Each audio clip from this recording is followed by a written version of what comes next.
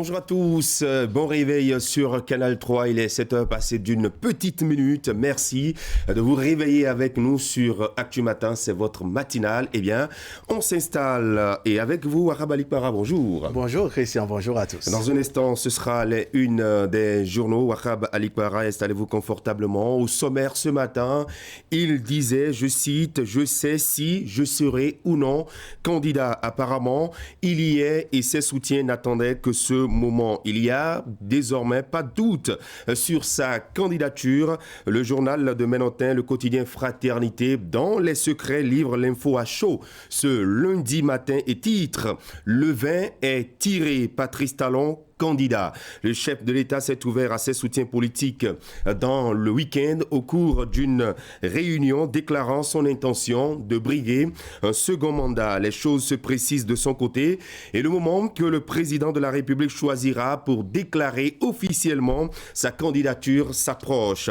Quand et quelle sera la formule qu'il utilisera pour cette annonce? Bien malin qui pourra le dire à ce moment précis. En tout cas, dans les milieux politiques et dans l'opinion, l'ambition affichée du chef de l'État fera débat. À suivre nos analyses en plateau ce matin.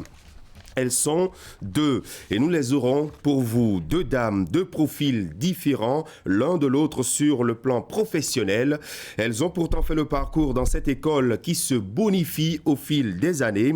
Ça fait 20 ans d'existence et donc 20 promotion de filles pour le lycée militaire des jeunes filles Général Mathieu Kérékou de Natitengu. C'est un événement et ce lundi, nous allons découvrir les pionnières de cet établissement, Saïdat Alaza et Linette Claudia Sogansa.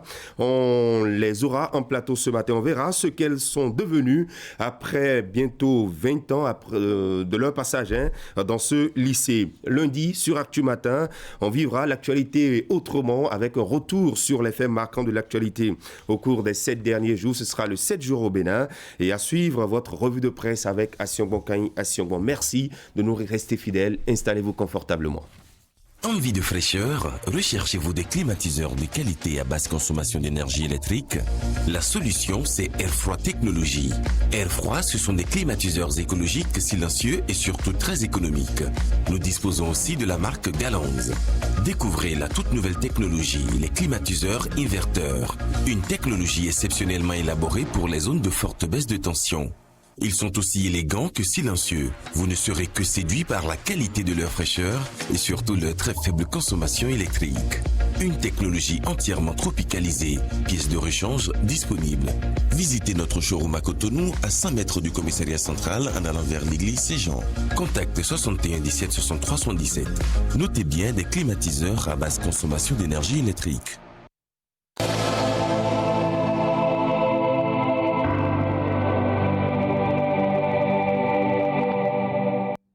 C'est l'info actu de ce lundi matin et c'est le quotidien Fraternité qui nous la livre. En tout cas, on part à la découverte des titres avec vous, Wahab Alikpara. Oui, bonjour Christian et bonjour à tous. C'est Fraternité qui bien entendu dans le secret des dieux et nous apporte une information à chaud. Le quotidien de Ménotin qui titre en effet présidentielle d'avril 2021. Le vin est tiré. Patrice Talon, candidat. Le chef de l'État s'est ouvert à ses soutiens politiques à la faveur d'une rencontre ce week-end. Journée FIFA, match amical, les écureuils du Bénin victorieux des Panthères du Gabon. Entretien avec Isdine Bouraïma, conseiller BR à Porto-Novo. Nous faisons l'expérience d'une autre forme de gouvernance. Le meilleur reste à venir. Information à retrouver à la page 2 du quotidien Fraternité. Et puis probable lien entre le froid et la pandémie. À vos marques, la Covid n'est pas terminée, nous apprend Fraternité.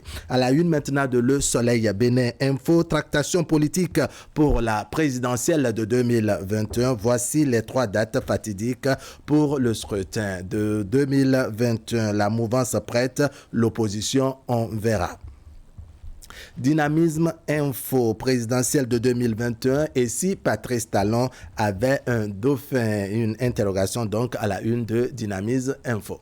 À la une maintenant de l'informateur, États généraux des citoyens. États généraux donc des citoyens d'Abomey-Calavi, le maire Angelo Arondino opte pour la synergie des énergies. Présidentielle de 2021, la Sénat veut opter pour la simplification des pièces. Le vote prévu pour début avril. Jakarta, présidentielle de 2021, le oui ou non du président Talon qui mettra en ébullition les états-majors est toujours attendu. Rentrée scolaire 2020-2021, nouvelle psychose dans le rang des enseignants aspirants du secondaire. Quotidien La Nation, état des droits de l'homme au Bénin, le débat sur le rapport 2019 prévu au Parlement et puis le mois qui félicite plutôt le gouvernement en ce qui concerne le modèle béninois de contrôle des charges sur les routes. Le matin, contrôle des charges sur les routes, l'UMOA salue le modèle béninois. Match amical, journée FIFA, le Bénin met le Gabon à genoux. Quotidien Le Clairon, situation confuse des préinsérés dans les cours. Le chef de l'État rassure les partenaires sociaux. Et puis journée mondiale de la Poste, la 51e édition célébrée avec de belles innovations sous l'auspice donc de la directrice générale de la Poste, Judith Glidja. L'événement précis à présent, 42e session des comités consultatifs interafricains, les résultats du CAMES, 105 enseignants de l'université d'Abomey-Calavi montent en grade. Et puis visite du pont de péage de pesage de Ouegbo et contrôle des charges sur les routes. L'UMOA salue et encourage le modèle béninois. Projet distribution d'électricité du MCA Bénin 2, Jean-Claude Oussou, satisfait de l'avancée des travaux. Quotidien L'Indépendant, à présent, fausse accusation pour perpétuer les mauvaises pratiques commerciales au Bénin. La lutte contre la fraude douanière à Parakou déroute les Ibo-fraudeurs. Le CB et le receveur douane doivent être encouragés selon L'Indépendant. Et puis, libation et offrande faites, visite au roi d'Agoni, le comité à pied d'œuvre pour honorer l'illustre souverain. La nouvelle génération pour finir, Abomey-Calavi, le maire Angelo Arondino révolutionne la gestion de la commune. Et puis le PDG Fabrice Sonou à la réunion du conseil scientifique de l'Institut universitaire Les Cours Sonou vendredi dernier. L'Institut s'est engagé dans une démarche de certification à la norme ISO 17 filières d'études en licence et en master. On revient maintenant à la une de Fraternité présidentielle d'avril 2021. Le 20 est tiré. Patrice Talon, candidat, le chef de l'État, s'est ouvert à ses soutiens politiques à la faveur d'une rencontre ce week-end. Et donc, Fraternité qui s'interroge pour savoir si le chef de l'État, puisque selon la Constitution révisée donc en 2019, c'est un duo présidentiel donc qui va prétendre au fauteuil présidentiel à la faveur donc de la révision de la Constitution, nous apprend Fraternité. C'est un duo qui partira désormais à la conquête du pouvoir d'État et une fois élu, le titulaire se consacrera à l'exercice de ses fonctions, tandis que le suppléant va siéger à la grande chancellerie. Voilà, Christian, un tour rapide des parutions ce vendredi avec Fraternité qui revient sur cette information à chaud. Fraternité qui nous apprend donc que le 20 est tiré. Patrice Talon est candidat pour la présidentielle de 2021. Voilà, le quotidien Fraternité qui lance donc l'info ce matin. C'est le premier sujet que nous aurons à aborder tout à l'heure au forum de discussion avec vous, Wakab Alikpara et Herman Nadiamboussou qui nous rejoindra en plateau et on parlera toujours de la présidentielle de 2021 avec la machine électorale déjà en branle, avec ce que nous observons de part et d'autre sur le terrain politique. Et nous dirons également un mot sur ce match amical entre le Bénin et le Gabon. Le Bénin qui a battu le Gabon par un score de 2-0. En plateau ce matin, nous recevrons deux dames qui ont pris part le lycée militaire des jeunes filles de Natitengu, un lycée qui célèbre cette année 2020, ses 20 ans d'existence. Le lieutenant Claudia Dodji Sogansa est kinésithérapeute, ancienne élève du lycée, et Saïdat Alaza qui est doctorante en droit, ancienne élève également du lycée militaire des jeunes filles de Natitengu. Elles seront en plateau ce matin pour nous raconter un peu leur parcours parce qu'elles sont, disons, les pionnières de cet établissement. Restez avec nous pour tout savoir et tout comprendre de ce parcours. Dans un instant, votre mini-journal, on parlera donc politique avec les bataillons de Patrice Talon qui ont effectué ce week-end une sortie. Nous aurons le point, le compte rendu d'Assien Mokani, Assiobon et d'Elvis Tonocoin juste après cette transition. Alerte! Vous avez 60 ans et plus ou bien vous souffrez d'une affection chronique? Ceci vous concerne. Le coronavirus fait des ravages, surtout dans les rangs des personnes âgées. Pour vous protéger, respectez les consignes. Pratiquez l'auto-isolement. Ne sortez de chez vous que pour cause de nécessité absolue. Il y va de la préservation de votre vie.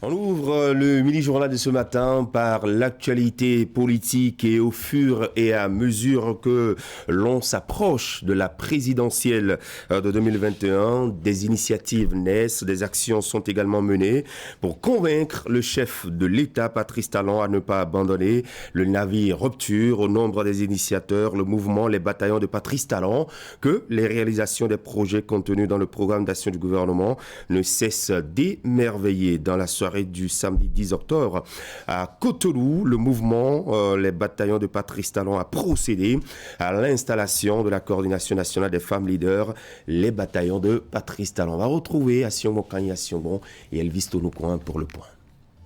Le rouleau compresseur est en marche et c'est sous ce slogan qu'a eu lieu l'installation de la coordination nationale des femmes leaders du mouvement Les bataillons de Patrice Talon.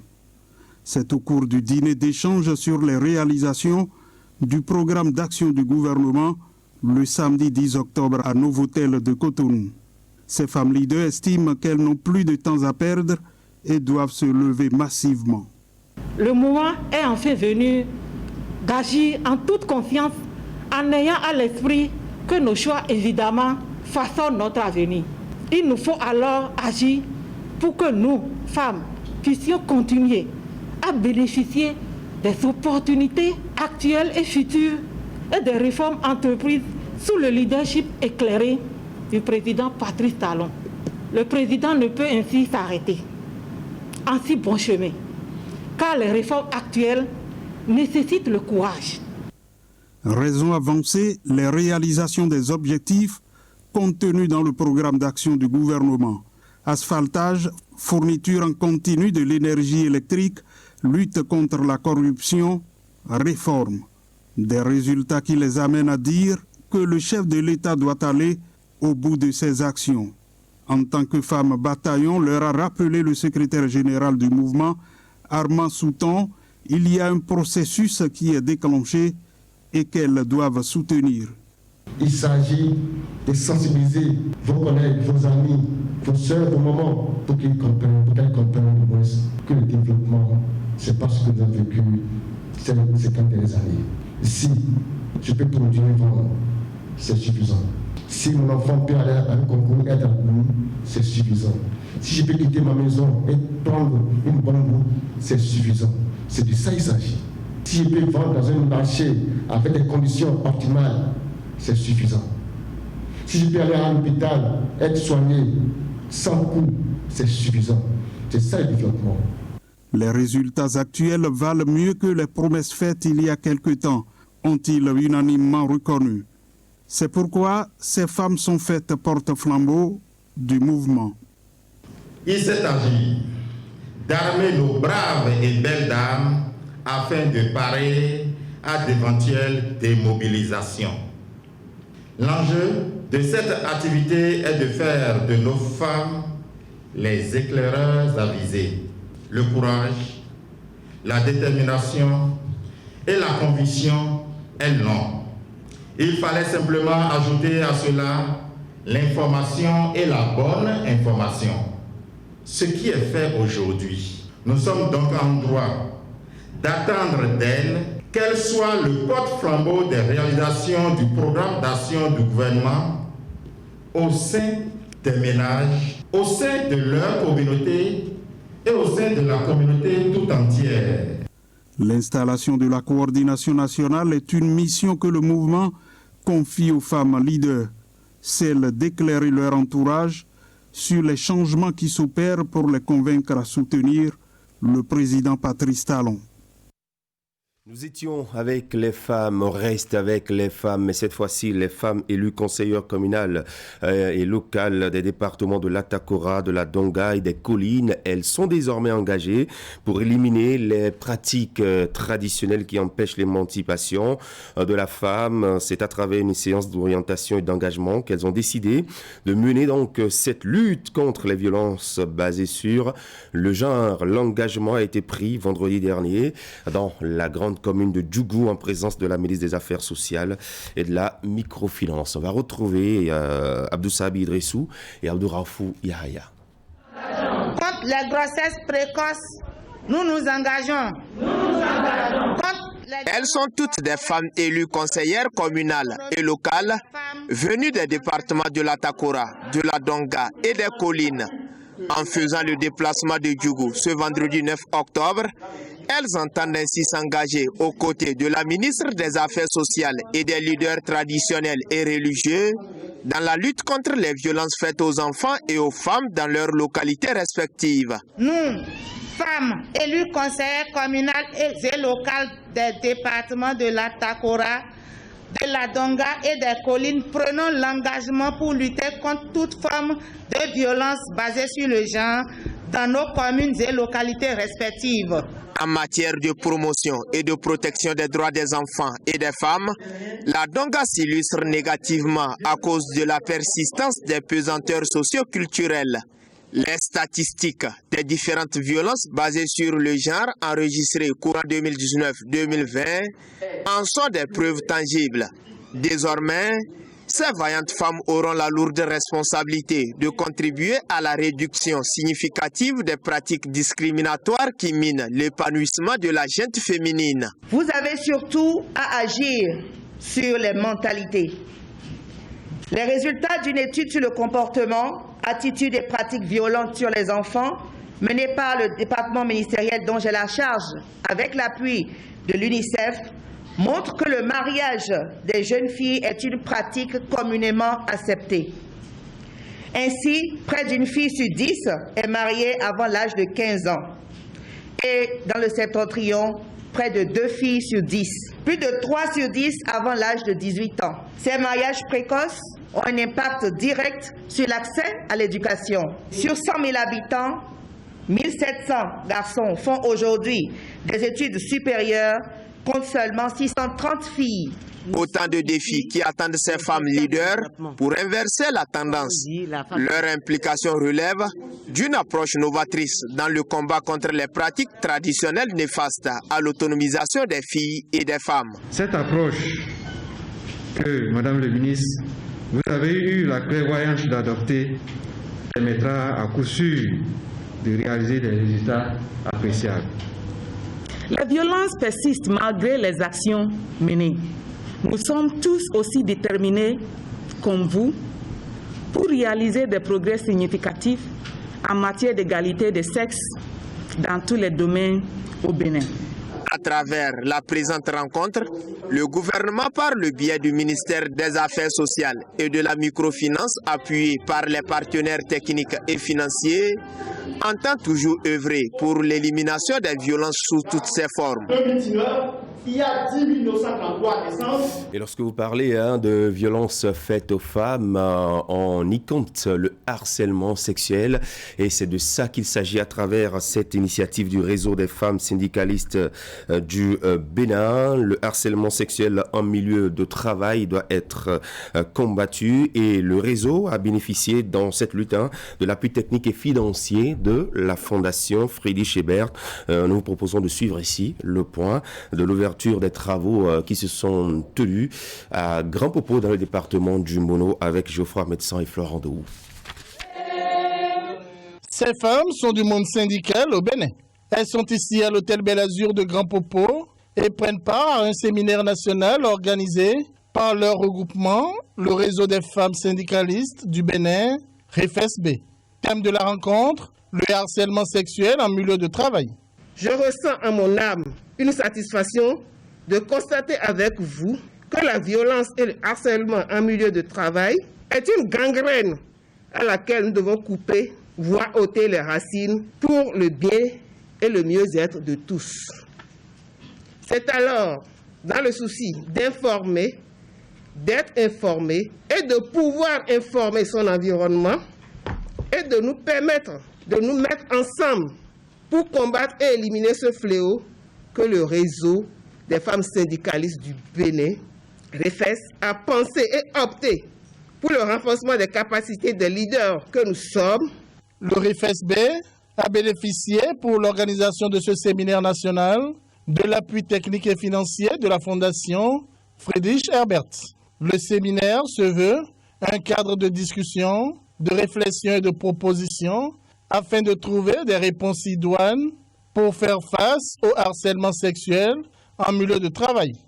Au-delà des stratégies, nous espérons arriver à terme à vous voir vous engager dès l'année prochaine dans une campagne pour la ratification de la Convention 190. Et à ce propos, la Fondation Friedrich Ebert sera à vos côtés et ne ménagera aucun effort pour accompagner afin que nous réussissions ce coup dans les prochaines années ou pourquoi pas l'année prochaine à faire ratifier cette convention-là par le Parlement. Le REFESB a fait de la lutte contre le harcèlement sexuel en milieu de travail l'un de ses chevaux de bataille. Et ceci au service de ses affiliés pour un épanouissement et une reconnaissance des droits des femmes travailleuses par le canal des comités de femmes dans chaque centrale syndicale. Un combat soutenu par le COGEFOS, Comité de gestion des fonds des organisations syndicales. Le COGEFOS, en tant que cadre de concertation et centrale confédération syndicale, érige en priorité la promotion du genre et l'épanouissement de la femme travailleuse. À cet effet, il se tient engagé aux côtés des femmes leaders du REFES pour relever les défis qui empêchent l'épanouissement de la femme travailleuse au Bénin.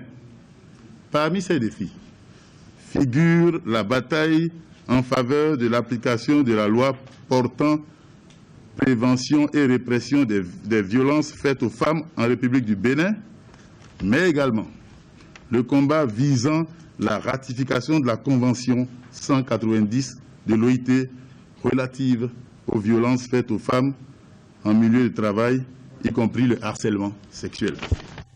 Les discussions, qui durent 72 heures, permettront aux participantes de cerner la législation nationale et celle internationale qui encadrent le droit des femmes, de mener des discussions sans tabou sur le phénomène du harcèlement sexuel, puis de sortir de ce séminaire avec des stratégies pour lutter contre ce fléau. Et puis, cette année 2020, on célèbre la 51e journée mondiale de la Poste. Le Bénin a commémoré l'événement à sa manière. C'était vendredi à la direction générale de la Poste du Bénin, à l'occasion deux ministres du gouvernement. Et puis, des députés à l'Assemblée nationale étaient présents. Il y a beaucoup d'innovations dans le secteur de la Poste du Bénin, comme l'ont exposé les responsables de l'institution. Suivons le point ici avec Wahab Alikbara et Assiomo Kanyasyobo. À ce rendez-vous commémoratif de la 51e édition de la Journée mondiale de la Poste, plusieurs autorités politico-administratives, L'événement marque en effet la date de création de l'Union postale universelle, une entité fêtière de toutes les postes du monde. La Poste est une institution qui permet au monde de communiquer, de réduire la distance qui sépare les citoyens et de favoriser le développement des échanges économiques. C'est à cette mission que s'attellent chaque jour les employés de la Poste du Bénin, à qui je souhaite bonne fête.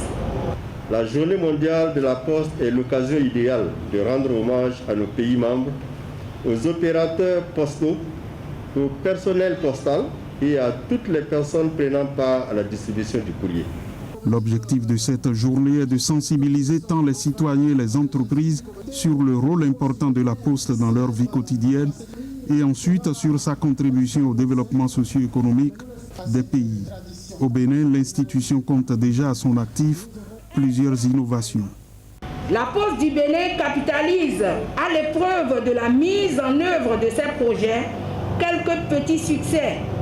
Il s'agit notamment de la structuration des pôles de production de la valeur ajoutée tels que Poste Finance, Envoi Express, Transport, Poste Immo et l'exploitation commerciale pour renforcer notre compétitivité. Le démarrage du SMS Banking, grâce auquel les clients de la Poste du Bénin, détenteurs d'un compte courant ou d'un compte épargne, reçoivent systématiquement les informations relatives aux opérations effectuées sur leur compte. C'est l'occasion pour moi d'inviter tous les cadres de la Poste, tous les collaborateurs, à observer la discipline qui voudrait que l'on suive les recommandations de son chef, à considérer la Poste comme leur maison, non pas pour se servir n'importe comment, mais pour servir et quasiment se tuer à la tâche pour la renaissance et la résurrection de cette maison qui rend service non seulement aux familles, mais à toute la nation entière. C'est une exhortation du ministre de tutelle Alain Orunla qui n'a pas manqué de réitérer l'engagement du gouvernement à œuvrer pour le rayonnement de l'institution. Un autre moment fort de la célébration, c'est la remise des lots lauréats du jeu concours épistolaire organisé à l'occasion. Des clients de la Poste du Bénin sont également repartis avec différents prix à l'issue du jeu Tombola instauré. Parlons maintenant de l'énergie électrique. Depuis 2016, le gouvernement travaille à fournir de l'énergie électrique aux populations et dans cette dynamique, le Millennium Challenge Corporate vient appuyer les efforts de l'État béninois pour le renforcement de la distribution de l'énergie avec des constructions de plusieurs postes. Le ministre de l'Énergie, Donald Jean-Claude Oussou, était d'ailleurs jeudi dernier sur le site pour constater ce qui se fait. Le ministre de l'Énergie, Jean-Claude Donald Oussou, a entamé le jeudi 8 octobre une mission sur les sites du projet de distribution d'électricité financé par les États-Unis d'Amérique et le Bénin. La première étape l'a conduit sur le site Segelec à Akpakpa et qui est la base vie de l'entreprise. Jean-Claude Donald Oussou s'est ensuite rendu sur le site dénommé Croix-Rouge où se font les travaux de renforcement du réseau de distribution d'électricité régional et à Cotonou. Dans ce bâtiment que vous voyez à ma derrière, c'est un centre qui va relier et qui va conduire tous les 55 postes de distribution de l'électricité à niveau national. Donc MCC, comme une agence du gouvernement des États-Unis d'Amérique, est fière d'être le partenaire du gouvernement du Bénin dans ce noble objectif de fournir le peuple béninois de l'électricité qui va alimenter leurs rêves, alimenter l'économie, alimenter les vies des ménages et alimenter les entreprises. La visite s'est poursuivie sur un autre site à Agbedjoumédé, dans la ville de Cotonou. Là également, c'est un poste de renforcement et de réhabilitation. Au total, la mission a effectué 7 étapes dans Cotonou et à Bomé-Calavi et Jean-Claude Donald Oussou d'apprécier ce qu'il a vu. Ce que j'ai vu aujourd'hui, je dirais, est inspirant et rassurant. Inspirant parce que c'est l'exemple type de ce qu'on aurait dû faire depuis des années. Je prends l'exemple du centre de dispatching en cours de construction à Kassato, qui est la tour de contrôle, à partir de laquelle on doit donc piloter la distribution de notre pays. C'est quelque chose d'historique et qui nous manquait depuis toujours. Quand il y a une panne, c'est à tâtons qu'on recherche la localisation de cette panne pour pouvoir traiter. Alors avec ces dispositions modernes, on doit pouvoir, depuis la salle de contrôle, identifier les zones qui sont en défection. Les travaux vont être accélérés et le ministre de l'Énergie espère que les infrastructures seront livrées à temps.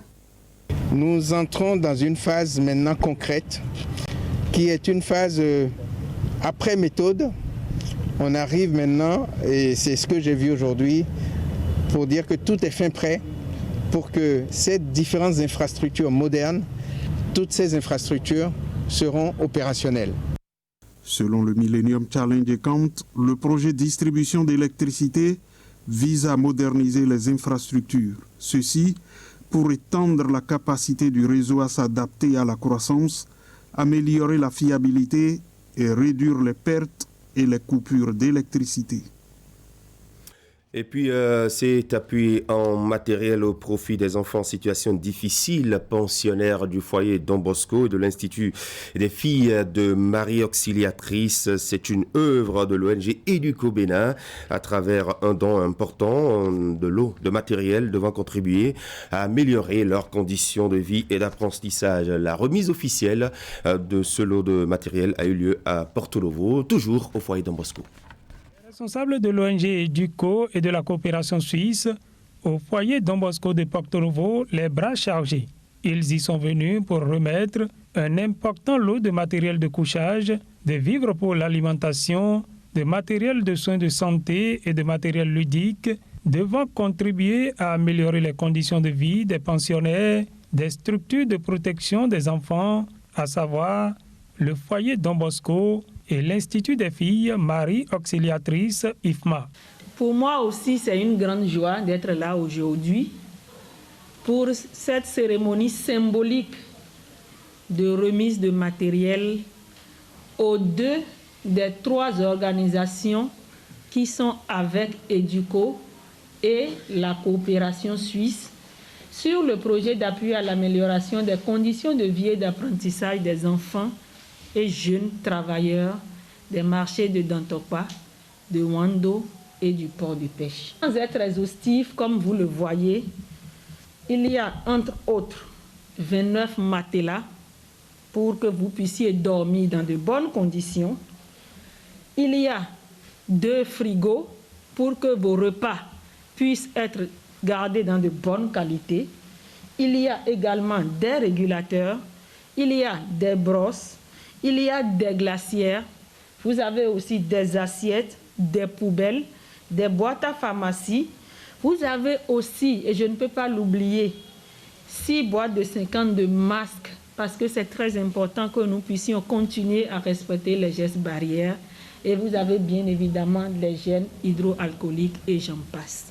C'est un total de 10 millions de francs CFA qui ont été mobilisés par Éduco et la coopération suisse pour permettre à ces enfants démunis de vivre en dignité au quotidien. Les bénéficiaires ont dit toute leur gratitude aux généreux donateurs. Un grand merci à tout le monde qui nous aide depuis des années. Donc, grand merci aussi au nom des enfants et des jeunes. Nous sommes heureux de nous retrouver aujourd'hui avec cette intention d'améliorer les conditions de vie et de prise en charge des enfants. Nous sommes heureux de compter directement sur ces enfants qui, demain, seront les adultes responsables de nos vies. Merci à Éduco, merci à la DDC pour l'accompagnement technique, financier et même humain que vous nous apportez. Je voudrais, au nom de Madame le ministre des Affaires sociales et de la microfinance, remercier une fois encore Éduco, remercier la DDC, remercier Foyer Don Bosco, remercier IFMA, remercier Assovi, tous ces partenaires qui sont là pour compléter le peu que l'État fait. Grâce à ce regard d'amour de EDUCO et de la coopération suisse, ces enfants et jeunes en situation difficile pourront prétendre à des conditions de vie et d'apprentissage agréables au même titre que tous les autres enfants du Bénin. Voilà, allons dans une autre région, notamment à Djohou, un module de 3 salles de classe, voilà, désormais mis à la disposition des apprenants. Ce sont des apprenants de l'école primaire publique Gbekanji dans la commune d'Adjoron. L'organisation non gouvernementale Gbewa, en partenariat avec Plan International Bénin, a mis en service cette infrastructure. Un peu plus loin, les apprenants de l'EPP Codé ont également bénéficié d'une infrastructure. Il s'agit d'une cantine scolaire également inauguré. Les détails avec Teddy Goudalo et Ouliat Sanoussi. Un module de 3 salles de classe offert à l'école primaire publique Gbekanji 1 dans la commune d'Adjohou, située dans le département de l'Ouémé. C'est grâce au partenariat entre l'ONG Gbewa et Plan International Bénin. La coupure symbolique du ruban et la remise de clés aux responsables de l'école matérialisent ainsi l'acte. La construction de ce module de salle de classe vient soulager les apprenants qui n'étudiaient pas dans de bonnes conditions. Nous vous remercions de tout cœur pour ce geste salvateur. À notre endroit, nous prenons l'engagement d'en faire un bon usage. Encore une fois, toute la population de Gbekanji, les membres du bureau APE, le personnel enseignant et les élèves vous remercient cordialement pour ce geste de traite que vous avez posé dans notre village. Par votre acte, vous participez indubitablement à l'amélioration des conditions de vie et de travail des acteurs du système éducatif béninois et donc à la réalisation des objectifs du programme d'action du gouvernement. Ici, à l'école primaire publique de Codé, toujours dans la commune d'Adjohou, c'est une cantine scolaire qui est mise en service. Une joie pour l'ensemble des usagers de cette école. L'ONG Gbewa se dit satisfaite de la qualité de l'infrastructure dont elle a elle-même suivi les travaux de construction. L'ONG Gbewa est une organisation non gouvernementale créée depuis 2009, reconnue officiellement par l'État en 2011, et nous faisons, entre autres, la promotion de l'éducation. L'éducation des enfants et surtout des filles. On se disait, est-ce que c'est possible de construire des modules de classe en 2 mois? On a pris le risque, mais aujourd'hui, le résultat est là. Le module de 3 classes équipées en table-banc pour écoliers et pour enseignants, le coût global de cette construction s'élève à 18 060 704 francs CFA. La réception provisoire du module de classe dans les écoles primaires et publiques de Gbekanji et Codé s'inscrit dans la dynamique qui consiste pour Plan International Bénin à contribuer à la création d'un cadre qui permet une assimilation facile des connaissances par les apprenants en lien avec les standards de l'école de qualité fondamentale prônée par le gouvernement béninois. Je vous remercie beaucoup pour ce joyeux bâtiment. Et je vais demander encore à nos enseignants de faire de très bons usages pour encourager Plan Bénin, pour qu'ils puissent encore mieux nous donner que ça. Occasion pour Plan International Bénin de réitérer son engagement à travailler sans cesse pour le mieux-être des communautés scolaires. Avant l'étape d'Adjohou, 2 autres écoles des communes d'Adjaouéré et de Dangbo ont également bénéficié de ces modules de salles de classe. Toute chose qui permettra aux écoliers d'étudier dans de meilleures conditions. Et voilà, nous étions donc dans l'univers des usagers de l'école avec Wuliat Sanoussi et Teddy Goudalo. Vous restez donc en place dans un instant. Le forum de discussion avec en plateau Wahab Alikbara et Herman Parfait à Niamboussou. On parlera de la présidentielle de 2021 avec les choses qui se précisent telles que nous informons ce matin le quotidien Fraternité qui annonce que le chef de l'État, Patrice Talon, est candidat à sa propre succession. Nous analyse en plateau ce matin. Et juste après le forum, l'invité plateau ou les invités plateau de ce matin, c'est bien sûr deux dames, lieutenant Lynette Claudia Doji Sogansa, kinésithérapeute, ancienne élève du lycée militaire, elle est jeune fille de Nati Tengou. Elle est en service à l'hôpital d'instruction des armées de Cotonou, et Saïdat Al-Azhar, doctorante en droit, ancienne élève du lycée militaire des jeunes filles de Nati Tengou. Nous allons les recevoir pour nous parler un peu de leur parcours dans ce lycée. Ça fait bientôt 20 ans que ce lycée existe. On va en parler. Elles nous diront ce qu'elles ont vécu et ce qu'elles sont devenues. Après donc cette étape, ce que vous faites, c'est pas bien. Herman Niamboussou et Wahab Alikbara, venez vous installer, mes chers messieurs. Alors, nous allons observer la courte pause. Je vous reviens juste après. Alerte coronavirus. Le coronavirus est une maladie respiratoire grave qui se manifeste notamment par une toux sèche, le rhume, une forte fièvre, des difficultés respiratoires. Si vous ressentez l'un quelconque de ces symptômes, que faire? Restez chez vous et appelez immédiatement le SAMU au 95 36 11 04 ou au 95 36 11 02 pour être pris en charge gratuitement. Attention, ne sortez pas. Attendez que les agents viennent à vous. N'allez pas dans une structure de santé, ni dans une pharmacie, ni chez votre médecin traitant. Vous contribuez ainsi à maîtriser la pandémie.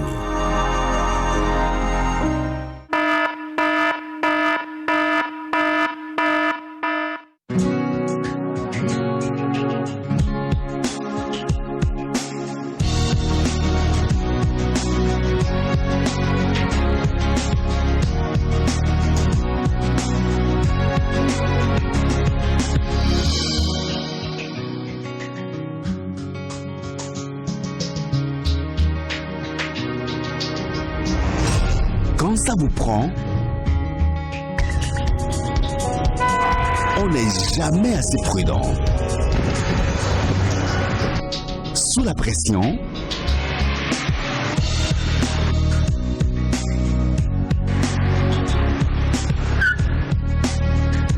prudence est mère de sûreté. Prudence Plus, chaque fois, toutes les fois. Prudence Plus, préservatif de qualité à prix subventionné, en vente partout.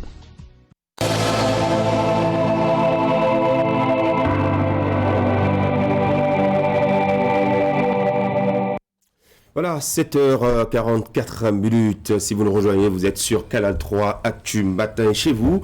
Le forum de discussion à partir de cet instant. Bonjour à vous, Herman Parfait à Niamboussou. Bonjour Christian dans les gens. Bienvenue. Merci de vous installer en compagnie de Wahab Alikbara pour nos échanges plateau de ce matin. On va parler politique et c'est le quotidien Fraternité qui nous offre le sujet de ce matin, le tout premier sujet.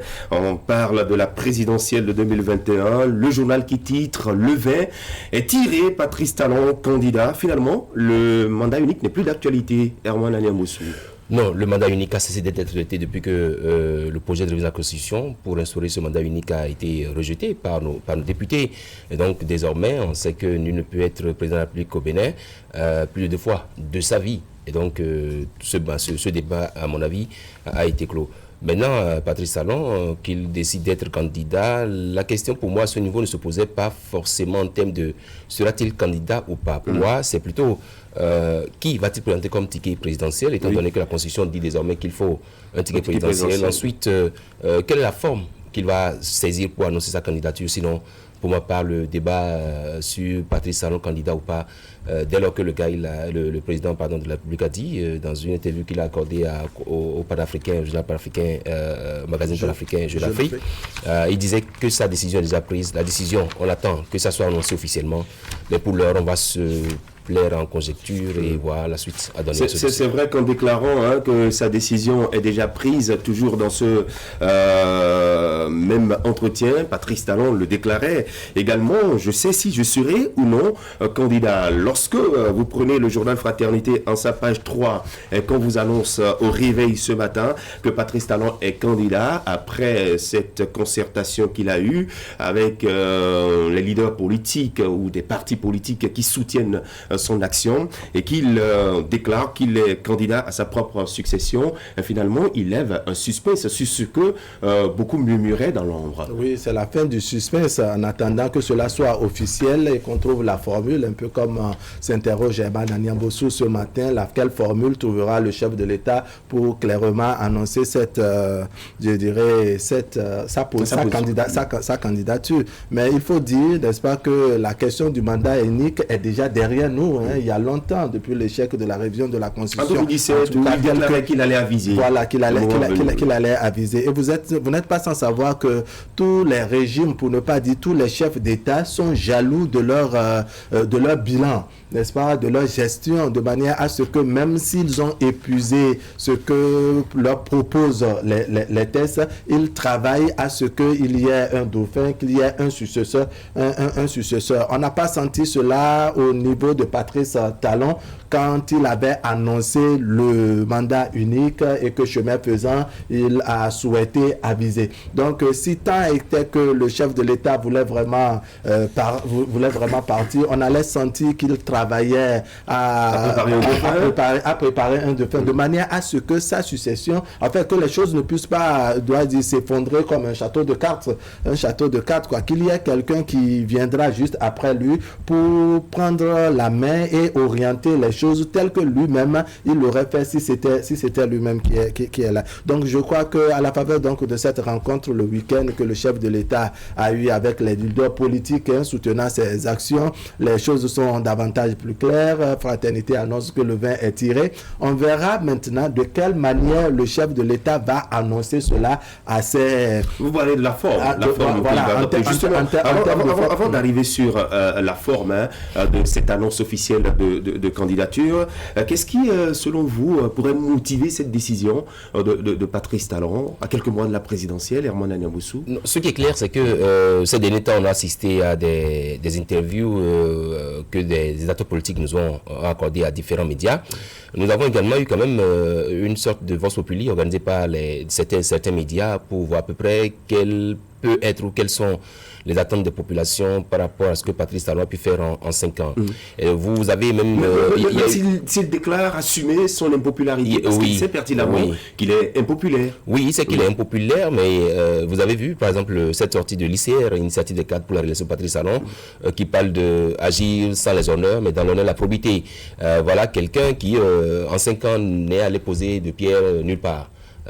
Voilà quelqu'un qui en 5 ans ne s'est pas promené dans les marchés pour voir ce qui se passe ou pour voir quoi que ce soit, mais qui depuis sa position essaie de suivre un peu les dossiers tels que ça se passe, de sorte qu'aujourd'hui vous avez vu le dossier asphaltage, quand on le prend, vous constatez qu'il y a une sorte de regain de travail sur les chantiers, parce qu'on a donné un délai limite qui est le milieu de ce mois, donc le 15 octobre prochain, pour pouvoir livrer les chantiers. Vous avez dû constater que le peuple béninois s'est mis au travail, et donc il dit qu'il assume son impopularité parce qu'il ne veut pas se fait passer pour Papa Bonheur, l'homme qui distribue des billets à tout va, ou qui se promène pour montrer qu'il est proche d'une population.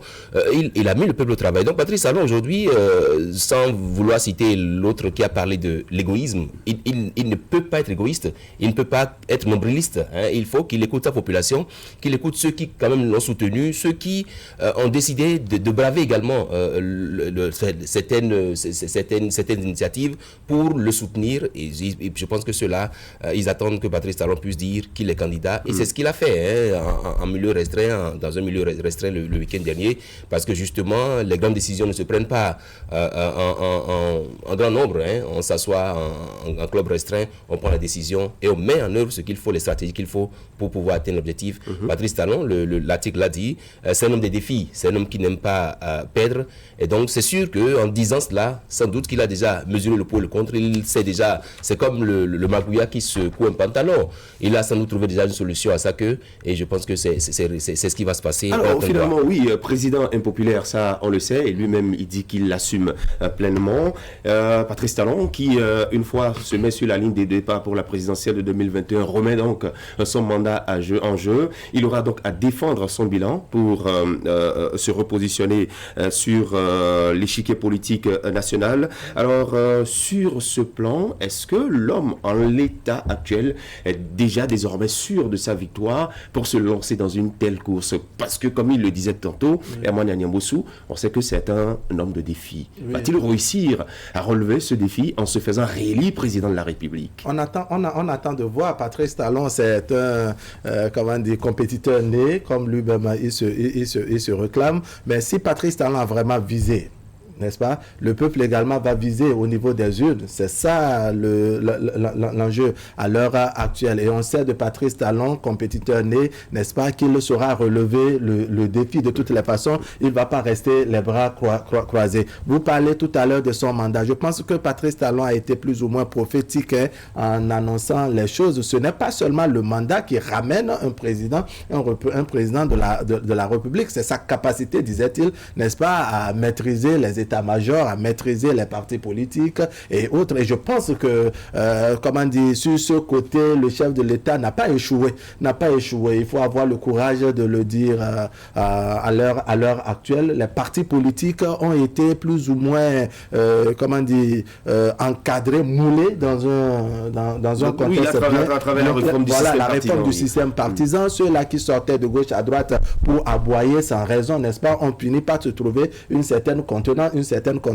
Il faut, n'est-ce pas, sortir d'un parti politique officiellement enregistré en République du Bénin avant d'aller, n'est-ce pas, à une compétition. À l'heure actuelle, il faut dire de Patrice Talon, n'est-ce pas, s'il est réellement candidat, comme il a annoncé, n'est-ce pas, dans le cercle restreint des partis politiques qui soutiennent ces actions, il y aura beaucoup à faire. Beaucoup à faire, n'est-ce pas, c'est de parvenir à se réélire. Beaucoup à faire, c'est de trouver, le second, puisque cette fois-ci, il faut présenter un ticket. C'est un duo qui va à la candidature. Il se peut également, n'est-ce pas, que le coulistier que Patrice Talon va choisir, ou peut-être la coulistière, puisse pas faire bonne figure au sein de l'opinion et que cela puisse également agir, n'est-ce pas, sur, les voix, l'électorat, donc les résultats escomptés. De Patrice Talon, on peut s'attendre à ce qu'il soit réélu. C'est beaucoup plus en Europe, n'est-ce pas, que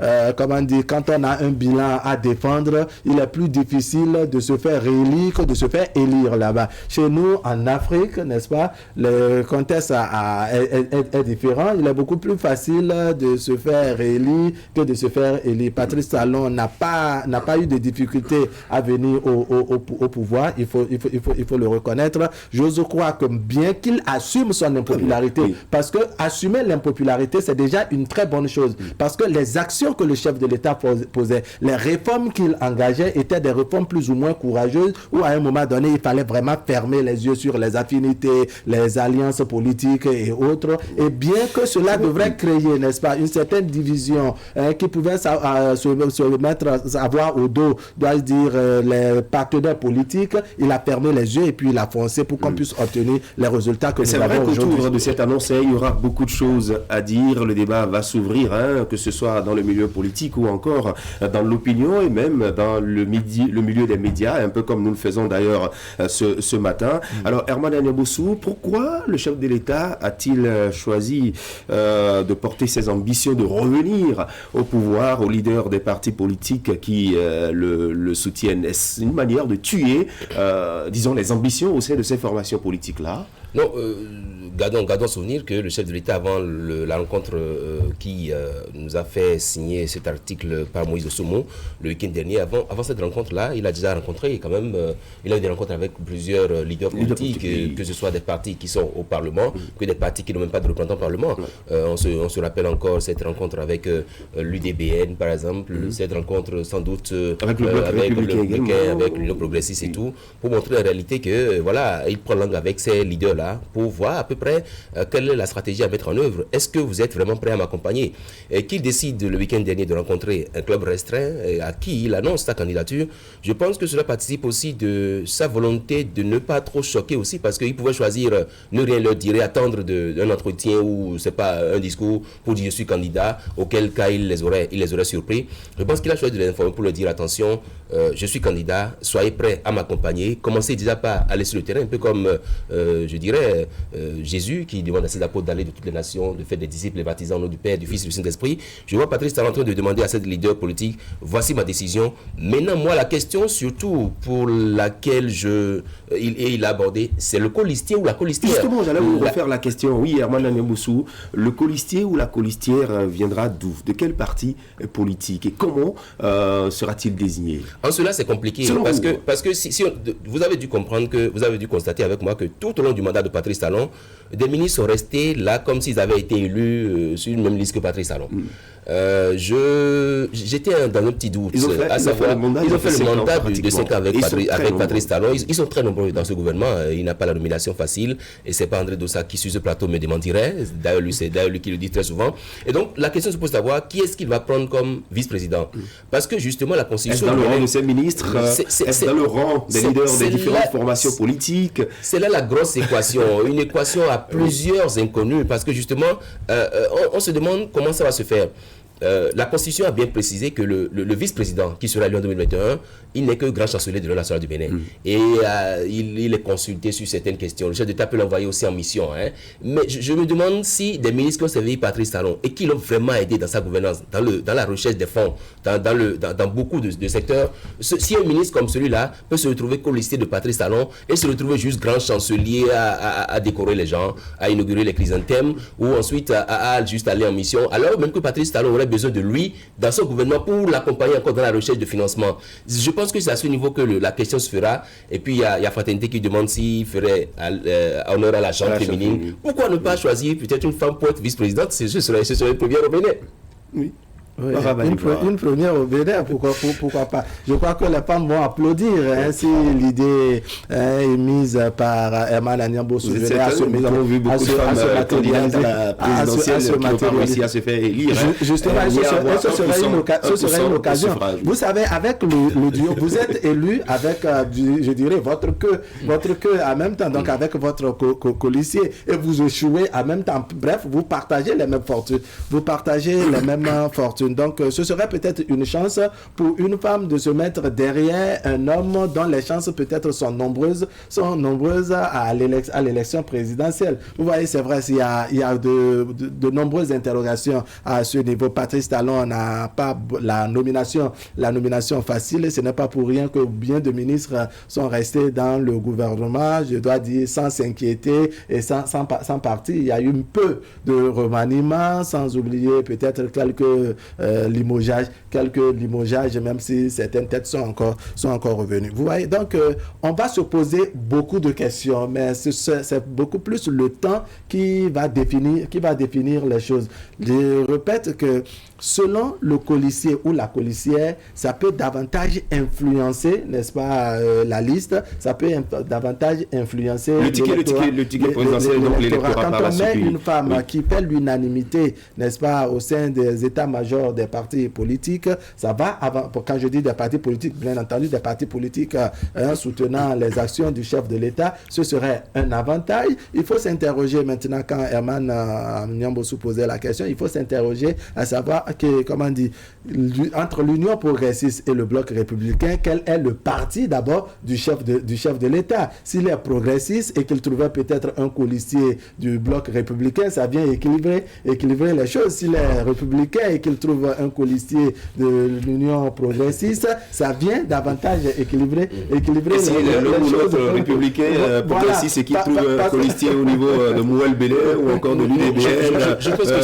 sur la question de l'appartenance de l'État à une formation politique, le PRD peut-être, je pense que sur la question de l'appartenance, nulle part dans les pièces à fournir, il n'est dit que le chef de l'État doit appartenir à un parti politique. Non, il a juste besoin. Non, en fait, non, c'est pas pour dire que vous avez dit ça. Il a juste besoin d'être parrainé par des leaders politiques, des élus, députés ou maires. Donc, je pense que Patrice Talon a bien fait de ne pas nous dire jusque-là s'il est républicain, s'il est progressiste, s'il est union démocrate pour le Bénin nouveau, s'il est de tous les partis politiques, même de l'opposition aussi. Voilà, donc il est même de l'opposition. Donc aujourd'hui, à son actif, tous ces éléments qui pourront concourir à ce qu'il obtienne ces parrains-là, ces parrainages. Mais bon, il y a une interview de Paul de Humpé, je crois, pas Paul Humpé, l'autre professeur ou docteur Humpé, qui disait qu'il suffit d'avoir plusieurs parrains pour prétendre être élu. Donc je pense que sur cette question-là, on attendra de voir ce que Patrice Talon va faire. Mais la question, c'est de savoir s'il a pu maintenir tous ses ministres au gouvernement pendant 5 ans. Vous avez dû constater il y a quelques semaines, les gens des journaux tentaient de semer la zizanie entre Patrice Talon et Abdoulaye Biotchane pour montrer qu'ils sont, et même Koupaki également, pour montrer que c'est leur dernière chance. Je pense qu'ils sauront trouver le juste milieu pour qu'on puisse avoir un vice-président sans lui, Patrice Talon, son colistier peut toutefois venir d'ailleurs, inconnu, peut-être de l'arène politique béninoise. Ça peut être un inconnu, pourquoi pas. De toutes les façons, il n'est pas dit que le duo présidentiel, n'est-ce pas, doit appartenir forcément à un parti politique. L'essentiel au regard des tests, c'est d'obtenir le parrainage des partis politiques en règle au Bénin, n'est-ce pas, les maires et députés. Donc, si cela est obtenu, n'est-ce pas, ça va pas surprendre pour autant, n'est-ce pas, qu'on nous amène, un inconnu au bataillon, en tout cas, quelqu'un qui n'est pas trop connu dans le milieu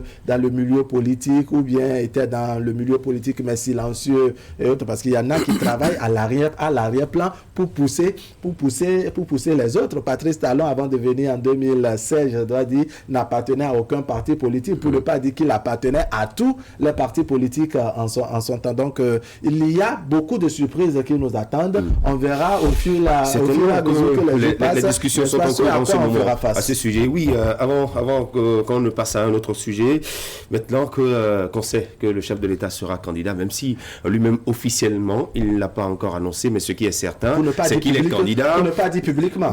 Voilà, justement, s'il est candidat, c'est sûr et certain qu'il le fera publiquement et officiellement. Quelle sera la forme qu'il va adopter Wahab Ali Para pour le faire? Est-ce à travers un débat télévisé? Est-ce à travers un discours? Est-ce sur sa page Facebook et autres? Non, je crois que c'est déjà lancé. Patrice Talon même était plus ou moins convaincu que ça n'allait pas rester dans les coulisses pour longtemps. La preuve, c'est que Fraternité et Canal 3 ont la primeur de cette information. Maintenant, s'il venait à officialiser cela, à l'annoncer en public, je pense que la formule ou la forme d'un discours, n'est-ce pas, serait bien, pour ne pas dépenser assez d'énergie à apporter toutes les justifications. Un discours à quelle occasion? Dans un cas, non, mais quand même, on aura un discours venant du chef de l'État, n'est-ce pas, au cours duquel il va l'annoncer. S'il faut attendre peut-être décembre, qui est peut-être réservé pour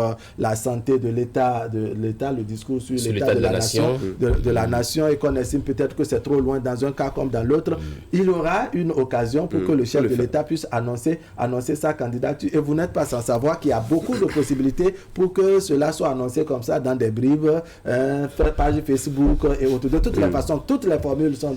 Mais moi, je mise beaucoup plus sur un discours qui permettra au chef de l'État de préparer davantage... Vous voyez une certaine solennité autour de cette annonce. Et de préparer suffisamment l'argumentaire qu'il faut, qui justifie donc sa candidature.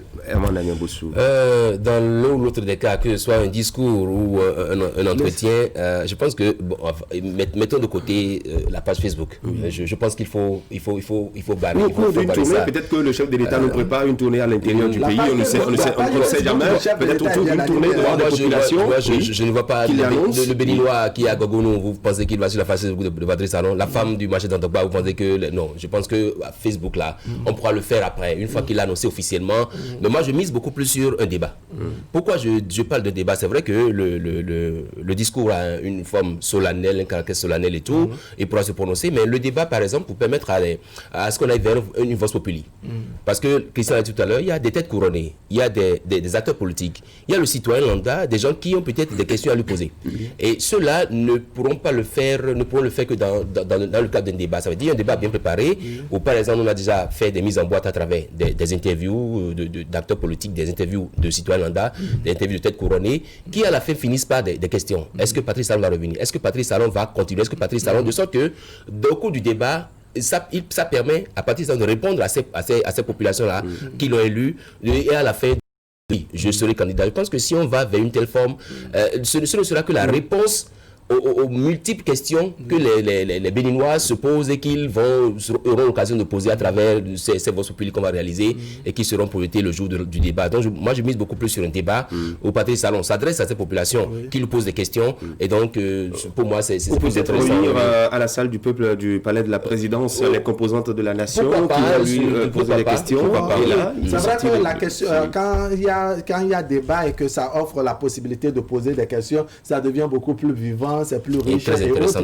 Et pour le journaliste Kerman, n'est-ce pas, bien entendu, il ne peut choisir que cette formule, même si ça fait dépenser assez d'énergie au chef de l'État et autres. De toutes les façons, les principales questions que les citoyens se posent, c'est pourquoi avez-vous dit, Monsieur le Président de la République, que vous ferez un mandat, n'est-ce pas, et que vous avez choisi, et que à la fin vous changez d'avis. Est-ce que l'appétit est venu en mangeant, parce que le chef de l'État avait annoncé le mandat unique avant même de siéger, n'est-ce pas, dans le fauteuil présidentiel à la Marina. Peut-être que l'appétit est venu en mangeant. Les réalités du parcours l'ont fait changer d'avis. L'ambition de changer le visage du Bénin, l'envie donc de faire grandir, de révéler davantage le Bénin, l'a mené à se rendre compte que 5 ans ne suffisent pas pour que ce projet soit réalisé, pour que cette ambition soit concrète. Il faut encore un peu plus d'années pour que cela soit une réalité. En tout cas, il y a beaucoup de questions. Beaucoup de questions, et je pense que peut-être dans nos prochaines émissions on reviendra sur ces interrogations. Absolument. En rapport donc à cette candidature annoncée du chef de l'État Patrice Talon. Est-ce avec cette candidature on aura une continuité s'il était réélu, ou une alternance si on a quelqu'un d'autre qui venait qui arrivait, qui réussissait à lui damer le pion, comme vous venez de le dire. En tout cas, c'est le journal Fraternité qui nous annonce ce matin que le vin est tiré. Il faut le boire. Maintenant, ça dépend de ce qu'on a mangé avant de vouloir tirer, avant de vouloir boire le vin. Après 3 du journal, vous avez donc l'information avec les analyses de Moïse Dossoumo. Vous avez également la possibilité d'aller sur le www.fraternité.bj.info pour vivre cette actualité. Voilà, merci donc à la réalisation qui est revenue ce matin. C'est Christelle, avec toute son équipe. Elle sera heureuse de voir un plateau de dames tout à l'heure. Linette Claudia Deji Sogansa, je précise qu'elle est lieutenant. Et puis Saïdat Alaza, doctorante en droit. Les deux ont pris part le lycée militaire des jeunes filles de Natitengu. Avant de vous laisser partir, oui, je sais que vous n'êtes pas trop footeux, mais pas trop le football, mais je vais vous poser la question très rapidement. Les écureuils du Bénin qui étaient en match amical du côté de Lisbonne, c'est au Portugal face au Gabon, 2-0 pour nos écureuils. Herman Anyamboussou. Oui, un match amical, mais sérieusement disputé, pas très amical, parce qu'effectivement, j'ai pu suivre l'interview d'un des écureuils, dont j'oublie le nom, qui dit que c'était une manière pour eux de montrer qu'ils sont vraiment soudés, et de montrer qu'ils sont en jambes. Et donc, parce qu'il y a la prochaine rencontre, on me dit que c'est le seul match amical avant les éliminatoires pour la CAN. Le mois prochain, je crois, on est face au Lesotho. Et donc je pense qu'ils ont pris cette rencontre très au sérieux. Et c'est pas mal, c'est bien. C'est bon pour le moral. Voilà. C'est bien pour le moral. C'est très bien pour montrer que les écuries du Bénin, malgré cette Covid-19 là, ils tiennent bon. Et on attend la suite à donner à ce dossier. Je pense pour la part la suite, c'est qu'ils puissent battre toutes les équipes et se retrouver à la CAN. Parce que quand on a été à la CAN une fois, on s'est retrouvé à ce niveau de jeu. Je pense qu'il faut rêver gros et aller très loin. L'aventure ne doit pas s'arrêter. Pas du tout. Oui, l'aventure ne doit pas s'arrêter. Je pense qu'il y a de quoi se sentir fier, n'est-ce pas, des écuries, parce que c'est déjà un grand pas pour ce match amical avec le Gabon où on sort avec 2-0. Ce n'est pas petit. Vous savez, dans les matchs, lorsque le score est, comment dire, vous marquez de but et que l'adversaire est à 0, ça suscite une certaine fierté. Et c'est le classement qui est fait également qu'il faut saluer, hein, avec Michel Dussier et ses éléments qui a donc bien su faire le choix. C'est déjà dès l'entame du match, donc dans la première partie, qu'on a senti que les Béninois ne sont pas restés les jambes croisées cette fois-ci.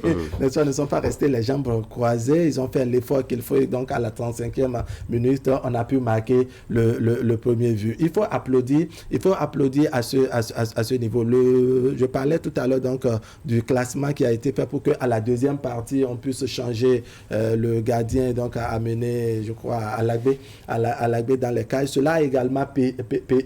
Et vous avez senti que dans la deuxième partie, donc, les Gabonais ne sont pas eux aussi restés les jambes croisées. Les menaces dans les cages ont été les plus acerbes, même si on doit dire qu'il y a un but qui a été marqué, que l'arbitre a sifflé hors jeu, parce qu'effectivement, il y avait hors jeu. Ouais, donc, c'est dire qu'on est parti sur un bon pied pour la CAN 2021. C'est de souhaiter donc que l'équipe nationale puisse déployer l'énergie qu'il faut pour multiplier nos chances pour que, une nouvelle participation à la CAN d'Afrique, on puisse aller en avant. Voilà, 35e minute et 51e minute, nous avons marqué nos buts. C'est bon pour le moral, comme le dirait quelqu'un. Bon pour le moral. Voilà, je veux bien vous avoir en plateau pour recevoir ensemble avec moi ces deux grandes dames qui ont pris part le lycée militaire des jeunes filles, mais il n'y a que 2 places, messieurs. Il n'y a que 2 places ici et elles sont 2. Vous allez rester à côté de vous, étant donné que... On reste à côté. Je peux laisser de voir à côté de vous, ça ne me dérange pas du tout pour recevoir des invités. On va vous laisser les 2 dames. Laissez-moi les recevoir. Merci à vous. Première et deuxième promotion du lycée militaire des jeunes filles. Merci beaucoup, Wahab. Merci à vous, Emmanuel Niamboussou. Rendez-vous demain matin, la pause. Envie de fraîcheur? Recherchez-vous des climatiseurs de qualité à basse consommation d'énergie électrique? La solution, c'est Airfroid Technologies. Airfroid, ce sont des climatiseurs écologiques, silencieux et surtout très économiques. Nous disposons aussi de la marque Galanz. Découvrez la toute nouvelle technologie, les climatiseurs inverteurs. Une technologie exceptionnellement élaborée pour les zones de forte baisse de tension. Ils sont aussi élégants que silencieux. Vous ne serez que séduit par la qualité de leur fraîcheur et surtout leur très faible consommation électrique. Une technologie entièrement tropicalisée, pièces de rechange disponibles. Visitez notre showroom à Cotonou, à 100 mètres du commissariat central en allant vers l'église Saint-Jean. Contacte 61 17 63 77. Notez bien des climatiseurs à basse consommation d'énergie électrique. Nous prenons des mesures de sécurité pour vous et pour nous. Face au Covid-19, LBM Syst Location de voitures vous protège. Nous mettons un point d'honneur sur le respect des consignes par nos conducteurs.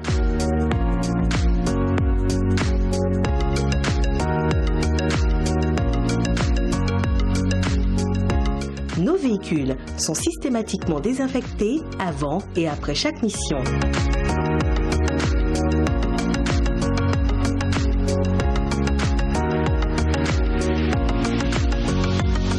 Faites-nous confiance. Votre sécurité, notre préoccupation. Syst LBM Location de voitures, contact 60 60 60 63.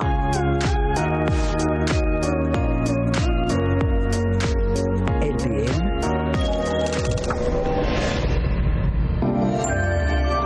Le carrefour des grandes marques.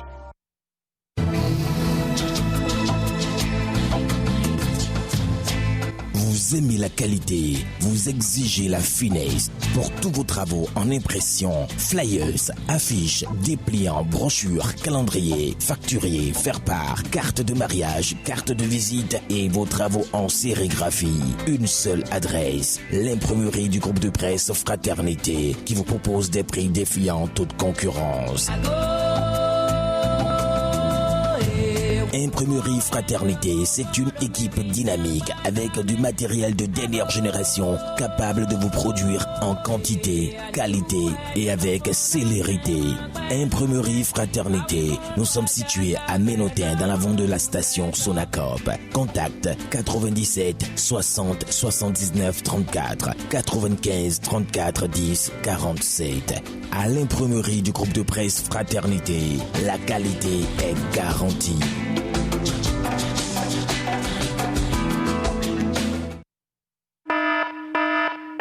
Alerte! Vous avez 60 ans et plus ou bien vous souffrez d'une affection chronique? Ceci vous concerne. Le coronavirus fait des ravages, surtout dans les rangs des personnes âgées. Pour vous protéger, respectez les consignes.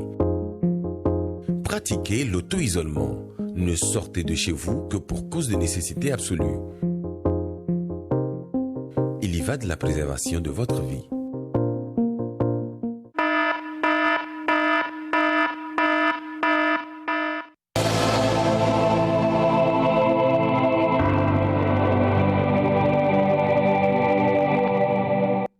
Voilà, je vous l'annonçais ce matin, nous allons recevoir deux dames pour rendre un grand hommage à ce lycée, le lycée militaire des jeunes filles de Nati Tengu, désormais appelé lycée militaire des jeunes filles général Mathieu Kérékou. Voilà, pour être beaucoup plus précis, ça fait 20 ans que ce lycée existe et deux dames qui ont pris part ce lycée et qui sont avec nous ce matin, lieutenant Linette Claudia Doji Sodansa, bonjour. Bonjour monsieur. Merci d'être là. Merci. Je rappelle que vous êtes ancienne élève du lycée militaire des jeunes filles de Nati Tengu, kinésithérapeute et en service en ce moment à l'hôpital d'instruction des armées de Cotonou. Tout à fait. Ça se passe bien là-bas? Ça va, tout va bien, merci. Bonjour Saïdat Al-Azhar. Bonjour monsieur. Voilà, bienvenue en plateau. Vous êtes doctorante en droit, ancienne élève également de ce lycée. Et pour la petite histoire, vous, Madame Sogansa, vous êtes de la deuxième promotion. Oui. Et vous, Madame Al-Azhar, vous êtes de la première promotion. Et donc la parole à l'aîné alors. Comment vous vous êtes retrouvée là-bas, au lycée? Merci à vous. Il faut dire que le lycée militaire est un centre d'excellence dans le but de promouvoir l'éducation de la jeune fille en milieu scolaire. Et donc, parlant des modes d'accès, seules les jeunes filles ayant obtenu de meilleurs résultats à l'issue du certificat d'études primaires sont autorisées à prendre part au concours d'entrée au lycée militaire de jeunes filles.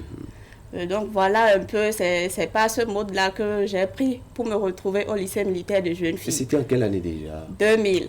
En l'an 2000. Et vous, en 2001? En 2001, oui. Même processus? Oui, même processus. J'étais parmi les premières de mon département. Il y a eu le concours d'entrée. J'ai réussi ce concours. Il y a une visite médicale que j'ai également bien passée. Et je me suis retrouvée avec d'autres jeunes filles des autres départements et on a formé la deuxième promotion du lycée militaire. Voilà, vous êtes allé tomber sur Saïdat Al-Azhar qui a porté le numéro 0001, je pense, le tout premier numéro, matricule. Oui. Comment ça s'est passé? Un coup de hasard? Non, en fait, on ne possède pas la liste alphabétique. Ok. Voilà. Voilà. Et par la liste alphabétique, donc vous... Dans la première promotion, j'étais la première. Vous étiez la première, donc vous maîtrisiez un peu le lycée une année avant son arrivée. Comment l'avez-vous accueilli quand elle est arrivée? Le lycée, vraiment, on a commencé sur un site qui avait des locaux vraiment temporaires. Et ce n'est qu'en 2006 que nous avions rejoint notre site définitif. C'est ça. Il faut dire que les conditions quand même ont nettement changé. Parce qu'on a remarqué quand même plusieurs avancées en matière de dortoir, l'approvisionnement en eau. Tout a vraiment changé. Ce n'est plus la même chose que nous avions rencontrés en d'autres temps. C'était quoi vos difficultés en sortant? Parce que vous avez dit que le site était pas très agréable. Et pourtant, vous y êtes resté pendant combien d'années, vous, personnellement? Pendant 5 ans. 5 ans. Vous avez fait 5 ans là-bas. Et quand vous êtes allé là-bas pour la première fois, la première année, vous êtes tombé sur les aînés. Oui, naturellement. Comment vous ont-ils accueilli? L'accueil s'est bien passé. Ne mentez pas, dites la vérité. Non, pas du tout. Il n'y a pas eu de glissement? Non, pas du tout. On était comme des sœurs. Franchement, c'était bien. On avait nos grandes sœurs, comme on le dit, elles étaient là pour nous parrainer, pour nous guider. Parce qu'on venait dans un milieu qu'on ne connaissait pas, donc on avait besoin de repères. Elles étaient là pour nous montrer comment faire pour qu'on ne se retrouve pas sur le mauvais chemin. Voilà, la cohabitation entre filles, quand on se retrouve à l'internat, souvent c'est compliqué, souvent c'est difficile, des petites querelles, des petites taquineries de part et d'autre. Vous en avez vécu? Personnellement, non. Personnellement, non. Mais c'est vrai qu'il y en avait quand même de temps en temps, mais... Bon, ça fait partie de la vie en communauté, je pense. Il faut ça pour forger le moral, pour nous rendre un peu plus forts. Et voilà, ça prépare en fait aux réalités de la vie après. Donc, je pense que ce n'était pas une mauvaise chose. C'était ça aussi? Oui, c'était ça. En fait, quand les jeunes viennent, il y a ce système de parrainage. Il y a les plus aînés qui s'occupent des jeunes. On nous attribuait chaque ancienne avait droit à une jeune à qui elle donnait des conseils, en tout cas le suivi. Voilà. Et vous en avez suivi combien? Non, une seule. On a droit, oui. Ah, pendant tout le cursus? Voilà. Ok, d'accord. Et vous avez fait 5 ans aussi? Vous avez fait 5 ans dans le lycée ou bien c'est vous qui avez fait 5 ans? 7 ans. Vous avez fait mais 7 sur ans? l'ancien site, nous avions fait 5 ans avant de rejoindre maintenant le nouveau site. Ah d'accord. Oui, on fait 7 ans. Le lycée militaire de jeunes filles, c'est comme tout établissement secondaire. Donc on fait de la 6e en terminale. Ça fait 7 ans. Oui, ça fait 7 ans. Maintenant, la particularité, c'est qu'en plus de l'enseignement académique ordinaire qui est fait dans les autres collèges et lycées, on avait droit à un enseignement militaire en plus. Donc, ça nous permet à la fin du lycée de choisir de continuer dans le civil ou dans le militaire. Donc, vous le voyez, je suis militaire aujourd'hui. Elle est dans justement, je vais vous poser la question, pourquoi vous avez choisi de continuer dans ce domaine et vous avez changé. Mais avant, racontez-nous un peu votre journée. Quand on prend la journée d'une fille admise au lycée militaire des jeunes filles, c'est constitué de quoi et quoi? Déjà, le matin, il faut se réveiller à 5h30 et déjà à 6h, être petit déjeuner à 6h30, départ pour les classes. Voilà un peu. Et à midi déjà, on avait droit à un rapport pour faire le point de la matinée. C'est ça. Voilà. À 15h, on repart aussi en classe. Et puis à 19h déjà, on se retrouve au réfectoire pour le dîner. Vous avez quelque chose à ajouter? Oui, je voudrais ajouter que il y avait des jours où on avait le sport obligatoire. Sport militaire? Oui. Le vrai sport militaire? Le sport, oui, on allait courir, soit c'était des tours du terrain, soit on allait en ville, on faisait quelques kilomètres en ville et on revenait. Et on avait également des secteurs pour les corvées matinales. Donc, voilà, en fonction du programme de la journée. Parce qu'il y avait des fois, on avait des cours à 7 heures. Donc, dans ces jours-là, on ne pouvait pas faire tout ça. Mais les jours où les cours étaient à 8 heures, on pouvait se permettre d'aller au sport et de vaquer à d'autres occupations avant les cours. Alors, quand vous racontez un peu la vie que vous avez menée au lycée, on trouve que, bon, c'est une très belle vie, mais de l'extérieur, on pense que vous êtes tenu dur de ce côté-là. Il y avait une rigueur terrible qui vous empêchait de faire autre chose que ce que vous êtes venu faire. Oui, il y avait... pas de liberté. Il y avait une certaine rigueur, mais je pense que la rigueur est importante dans la vie. On ne peut pas... On a besoin d'être canalisé, d'avoir un moule dans lequel on se met pour bien réussir sa vie. Et je pense que le lycée militaire de jeunes filles nous a donné cela. Et aujourd'hui, quand vous racontez un peu le lycée, ce que vous avez vécu au départ et maintenant, est-ce qu'on doit dire qu'il y a eu une certaine évolution par rapport au cadre, par rapport à l'enseignement qui est donné? Oui, je pense qu'il y a eu une nette amélioration par rapport aux conditions. Déjà, il y a un peu plus de bâtiments qu'en notre temps. Donc, ça veut dire que ça évolue. Les filles sont moins nombreuses dans les dortoirs désormais. Il y a des infrastructures sportives dans l'école, même s'il n'y a pas tout ce qu'il faut. Ajouter à cela, je dis que les résultats sont d'année en année meilleurs. Chaque année, on a 100% BPC au bac. Donc, je pense que l'enseignement est de qualité et les filles suivent. Ça veut dire qu'on a besoin quand même d'un peu de rigueur pour avoir de bons résultats. Oui. Et pour ajouter ce qu'elle a dit, en fait, il faut noter aussi que maintenant, les filles sont nourries par service traiteur. Et aussi, elles ont bénéficié l'année dernière d'une salle numérique que la ministre du numérique et de la digitalisation leur a implantée dans le lycée. C'est ça. Voilà. Et donc, vous avez fait tout ça là. Aujourd'hui, vous êtes sortis et chacune de vous a choisi son chemin. Vous avez préféré faire le droit.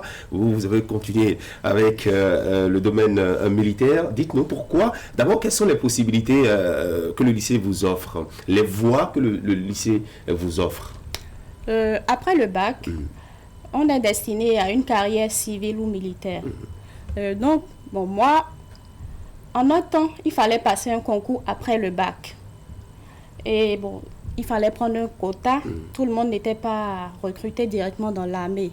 Et donc, moi, j'ai passé ce concours, mais malheureusement, je ne l'ai pas eu. Sinon, j'ai toujours voulu faire l'armée. Et avoir vos galons un peu comme elle ce matin. Voilà, parce qu'aujourd'hui, mes promotionnaires sont déjà capitaines. C'est ça. Donc, ça ne m'a pas empêché de continuer dans le civil. J'ai fait mes études de droit et je suis même inscrite en première année de thèse et tout. Mais il faut noter quand même qu'actuellement, après la sortie du lycée, que ce soit au Britannique militaire ou au lycée militaire de jeunes filles, tous ceux qui désirent faire l'armée passent le concours et ils sont recrutés directement, ils sont prioritaires. Et ça, c'est aussi grâce à certaines réformes du gouvernement. Alors, vous avez choisi alors finalement de faire le droit parce que du côté du recrutement au sein de l'armée, ça n'a pas marché. Est-ce que vous vous retrouvez dans ce domaine plutôt que l'autre que vous avez souhaité entendre? Non, ça, je me retrouve parfaitement dans ce domaine. Ça va. Parce que vous êtes doctorante en droit. Et vous, militaire, lieutenant aujourd'hui? Oui. Ça sourit pour vous la chance? Bien, vous n'avez pas choisi ça, mais compte tenu d'un certain nombre de contingences, vous êtes engagé dans l'armée? Non, je l'ai choisi puisque après le bac, on avait, comme elle le disait, il y a un concours qui nous permet d'entrer dans l'armée. Donc, ce concours, je l'ai passé et j'ai réussi. En quelle année vous l'avez passé? À la sortie du lycée en 2008. 2008. Oui, j'ai eu mon bac en 2008. Donc, on parlait de cursus militaire universitaire en ce temps. Donc, quand on sort du lycée ou du Britannique, on prend part à ce concours. Et l'armée paye pour nos études universitaires. À la fin des études universitaires, on allait au cours officier. Et à la suite, on fait notre carrière tranquillement dans l'armée. Alors, vous avez fait toute cette formation-là au Bénin ou à l'extérieur? Non, j'ai fait tout ça au Bénin. J'ai fait la faculté des sciences de la santé. Et j'ai eu mon diplôme de kinésithérapeute. Et à la suite de ça, je suis allée à l'École nationale des officiers à Tofo. Et voilà, je suis sortie officier. Et avec beaucoup d'autres promotionnaires à vous. Oui. Alors, vous avez un mari? Bien sûr. Il est militaire aussi? Oui. Il est militaire. Oui. Pourquoi avoir choisi un militaire plutôt qu'un civil? Je ne l'ai pas choisi parce qu'il est militaire, loin de là. On s'est choisi parce qu'on allait bien ensemble. Et vous vous entendez bien? Oui, ça se passe bien. Il est capitaine, lieutenant, il est capitaine. colonel? Il est capitaine. Oui. D'accord. Alors, aujourd'hui, on est en train de parler de vous, de ce que vous avez vécu dans cet établissement. Vous êtes sorti. On apprend maintenant que ça fait 20 ans que le lycée militaire des jeunes filles est né. 20 ans. Vous avez choisi de faire quelque chose pour marquer cette date anniversaire. Alors, dites-nous, c'est pour quand précisément et qu'est-ce qui est prévu? Ok, donc les 20 ans du lycée vont se passer sur 3 jours, donc du 15 au 17 octobre prochain, donc cette semaine déjà. Il y aura une caravane qui va prendre par le lycée et aller vers le mausolée où est enterré le général Mathieu Kérékou, dont le lycée porte le nom actuellement. Voilà. Il y aura une messe en son honneur également au sein de l'école. Nous aurons des compétitions de handball et de génie en herbe. À part ça, il y a une soirée récréative qui est prévue.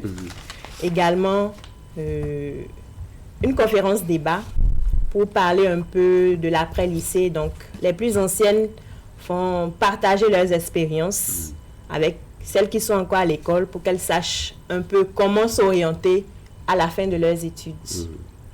Oui. Et puisqu'on est en octobre et qu'on parle du cancer du sein, on va également avoir une communication sur le sujet. Donc, on va parler du cancer du sein, du cancer du col de l'utérus. Oui. Voilà. C'est bon. D'autres activités à ajouter également? Non. Elle a tout dit. D'accord. Alors, elle a tout dit. Finalement, qu'est-ce que vous attendez des autorités par rapport à cet événement que vous voulez marquer d'un cachet spécial?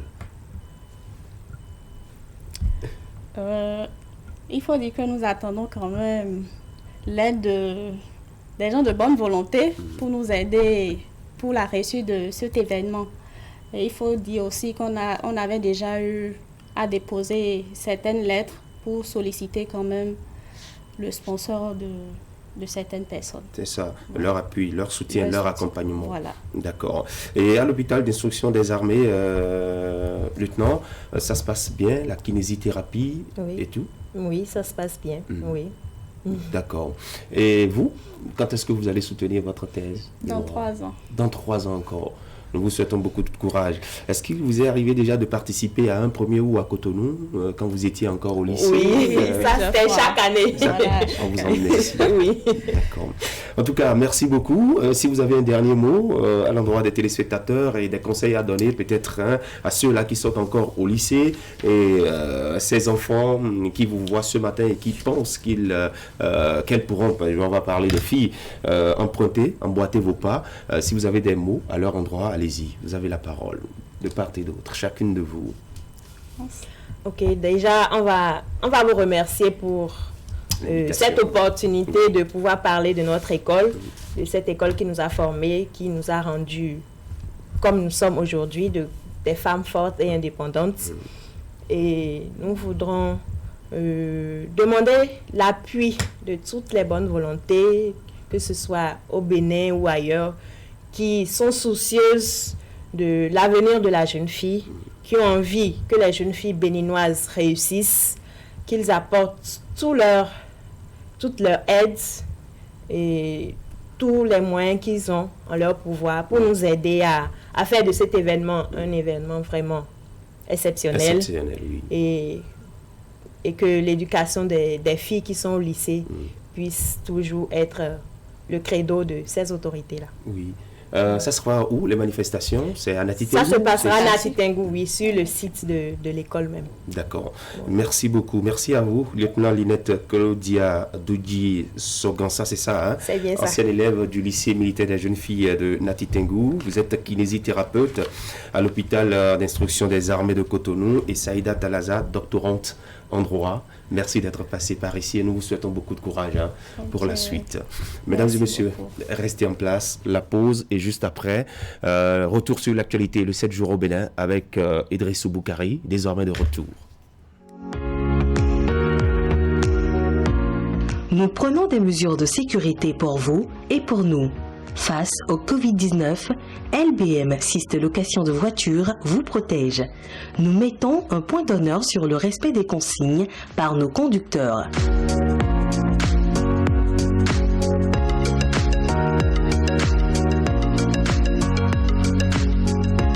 Nos véhicules sont systématiquement désinfectés avant et après chaque mission.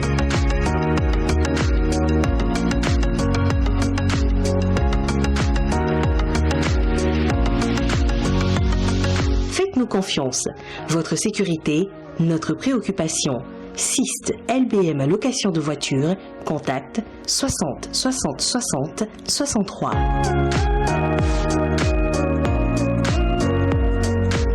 LBM, le carrefour des grandes marques.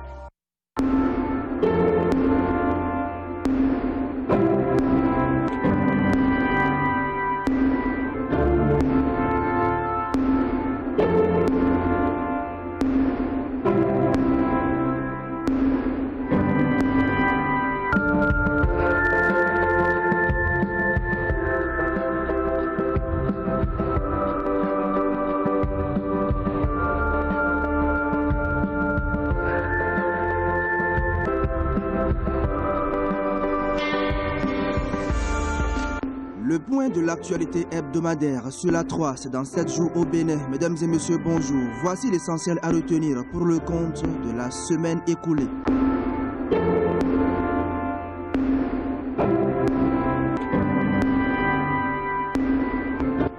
Le chef de l'État Patrice Talon a rencontré les secrétaires généraux des centrales et confédérations syndicales ainsi que les porte-paroles des enseignants préinsérés. C'était jeudi dernier au Palais de la Marina.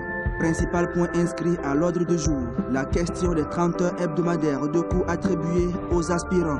Une décision qui fâche et alimente la polémique depuis son annonce. Et pour éviter la perturbation de la rentrée scolaire, le président Patrice Talon a ouvert le dialogue avec les partenaires sociaux. Pour le chef de l'État, les 30 heures ne sont pas du fétichisme et le gouvernement est disposé à revoir sa copie. À cet effet, les ministres concernés ont été instruits pour retenir avec les organisations syndicales la meilleure approche de résorption du déficit horaire.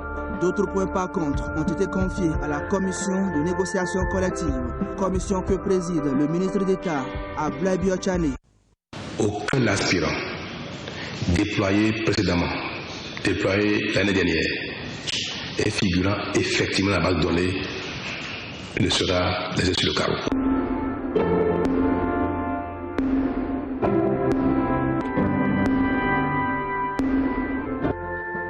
Le Forum national sur le financement de l'agenda 2030 des objectifs de développement durable s'est ouvert le mercredi 7 octobre 2020 à Cotonou. Il se présente dans un espace d'échange participatif pour la réduction de la pauvreté au niveau des communes. Au cours des travaux, les participants ont évalué la contribution des communes pour la mise en œuvre des ODD et identifié clairement les stratégies à mettre en place pour atteindre l'agenda 2030 au niveau local. Ont duré 2 jours et sont placés sous la houlette du ministère du Plan et du Développement.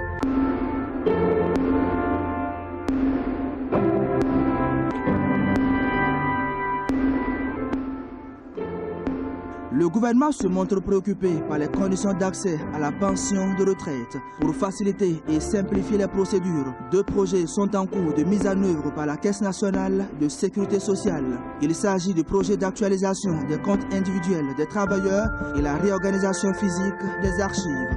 Des projets pour mettre fin, entre autres, à l'indisponibilité ou l'altération des déclarations nominatives, l'absence de données fiables sur les travailleurs et leurs employeurs, la fragilité des données de recouvrement et des comptes cotisants et autres. Jeudi, la ministre du Travail et de la Fonction publique s'est rendue sur le site pour évaluer le niveau d'exécution des travaux. À partir du 2 janvier 2021, les retraités devront commencer à jouir des fruits de cette réforme du gouvernement. Vous savez, le chef ne sait pas attendre. Lorsqu'il pense à quelque chose tout de suite, il faut que ça se réalise. Et lorsqu'il s'agit des citoyens en général et des retraités en particulier, vraiment, le chef de l'État, il va très vite.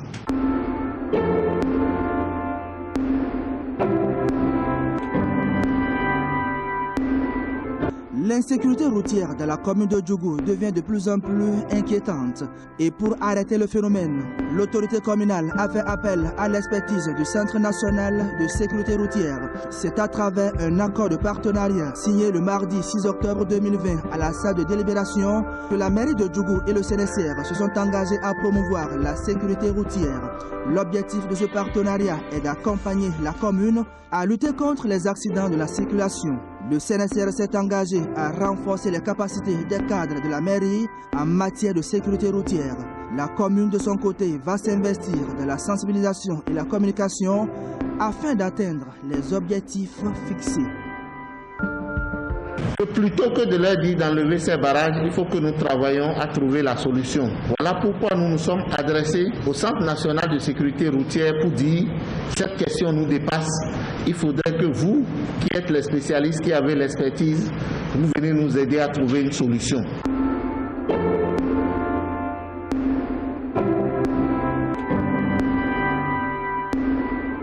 Comment mobiliser les financements à l'international pour soutenir les acteurs culturels béninois?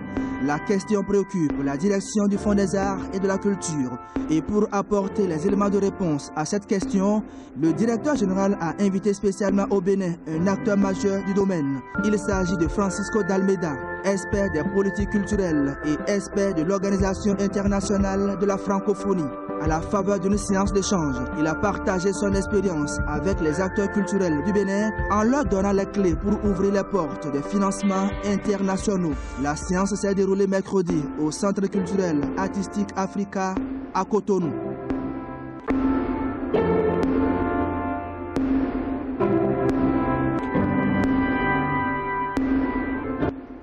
Ainsi se résument les faits ayant marqué la semaine écoulée. Merci de votre aimable attention. À lundi prochain pour un autre point de l'actualité hebdomadaire.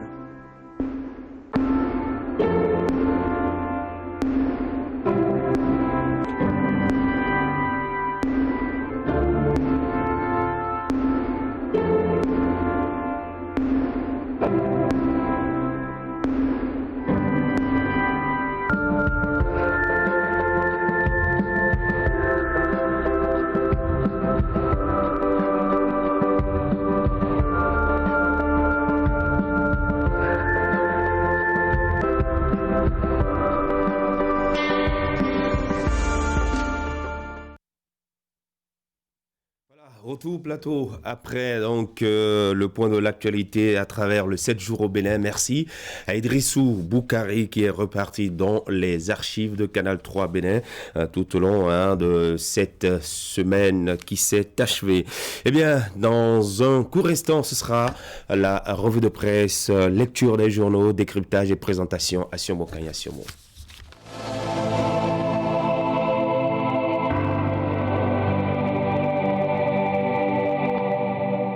Mesdemoiselles, Mesdames et Messieurs, bonjour. Ira ou ira pas à la présidentielle de 2021? C'est la question que se pose un bon nombre de Béninois. Mais désormais, le quotidien Fraternité lève l'équivoque pour écrire qu'on sait à présent qu'il sera sur la ligne de départ. Ce week-end, au cours d'une rencontre politique, il s'est ouvert à quelques leaders de partis qui le soutiennent. Ceux-ci qui n'attendaient que son signal vont définir les stratégies les plus à même de les conduire à la victoire. Ses partisans, ministres, directeurs généraux des sociétés publiques, députés, maires, chefs d'arrondissement, élus municipaux et communaux, pour ne citer que ceux-là, vont devoir mouiller une fois encore le maillot pour sa cause. Le journal de se poser une série de questions. Comment le chef de l'État va-t-il annoncer à ses compatriotes qu'il souhaite obtenir le renouvellement de leur confiance? Va-t-il préférer un discours ou un débat? Quand exactement le dira-t-il? Le journal est sûr d'une chose, c'est que Patrice Talon va renoncer à sa promesse de mandat unique et solliciter une seconde fois le suffrage des électeurs. D'où ce titre exclamatif, le vin est tiré. Patrice Talon candidat. Il sera donc candidat au scrutin qui se déroulera le 21 avril, date retenue pour la tenue de la présidentielle, comme le souligne le challenge qui annonce que les Béninois voteront le 21 avril. Libération complète pour informer que les Béninois sont convoqués aux urnes les 21 avril et 9 mai 2021. L'autre quotidien explique qu'avec les réformes initiées par le régime actuel à propos des dates des élections, celles-ci sont déterminées par les tests et donc connues d'avance. Il ne revient plus au chef de l'État qui était seulement enfermé dans un délai de fixer les dates des élections. Ceci constitue un progrès par rapport à ceux qui avaient cours avant les réformes. Ainsi, au terme des dispositions de l'article 7 du Code électoral, l'élection du président de la République est organisée le deuxième dimanche du mois d'avril. Et d'après le calendrier 2021 prévoit le deuxième dimanche du mois d'avril. C'est le dimanche dans le 11 avril. Le chef de l'État, qui à en croire le matinal, ne veut pas tomber dans le piège du populisme de fin de mandat. Patrice Talon l'a martelé aux responsables de 6 centrales et confédérations syndicales qui ont voulu savoir si dans le projet du budget général de l'État 2021 transmis à l'Assemblée nationale, le gouvernement a prévu l'augmentation des salaires des travailleurs dans le cadre de la prospérité partagée et de l'environnement socio-économique marqué par la crise sanitaire liée à la Covid-19 pour l'actuel locataire. Du palais de la Marina, la priorité se trouve dans la satisfaction des déficits de base, dans l'enseignement et la santé et non l'augmentation des salaires. Et puis le pays émergent parle de Dakbe Sossou, l'un des soutiens du chef de l'État, pour écrire que l'information a circulé et l'image a fait le tour du monde à travers les réseaux sociaux. Une image montrant que le député Dakbe Sossou serait malade, grabataire. Il y avait plus de peur que de mal puisque certains membres de sa famille, à la publication de l'image montée de toutes pièces, ont paniqué. Mais l'assurance renaît de sitôt quand l'élu Union progressiste lui-même a envoyé un message pour assurer. Pendant ce temps, la nation annonce que le rapport 2019 sur l'état des droits de l'homme au Bénin sera bientôt présenté devant la représentation nationale conformément à la loi. Une délégation de la Commission béninoise des droits de l'homme était en audience vendredi 9 octobre chez le président de l'Assemblée nationale, Louis Vlavonou, avec qui elle a abordé les modalités de cette présentation annuelle. Dans la suite de cette revue de presse, les résultats du CAMES avec l'événement précis qui rapporte que 105 enseignants de l'université d'Abomey-Calavi montent en grade. Fraternité écrit plutôt qu'ils sont 186 enseignants béninois ayant changé de grade au niveau de l'enseignement supérieur. En effet, le Conseil africain et malgache pour l'enseignement supérieur a tenu sa 42e session des comités consultatifs interafricains en juillet dernier à Dakar, la capitale sénégalaise. Selon les résultats, 66 enseignants des universités nationales du Bénin ont été admis au grade de maître de conférence et 57 devenus des professeurs titulaires des universités de CAMES. 50 autres enseignants sont admis au grade de maître assistant. Et ailleurs, rapporte le matin le commissaire en charge de l'aménagement du territoire communautaire et des transports de l'Union économique et monétaire ouest-africaine, Paul Kofi, a salué les efforts entrepris par le gouvernement béninois pour faire de la station de pesage et péage de Ouébo l'une des plus modernes de la sous-région ouest-africaine. C'était le vendredi 9 octobre, lors de sa descente sur le dit site avec le ministre des Infrastructures et des Transports, Hervé Khekhoumé.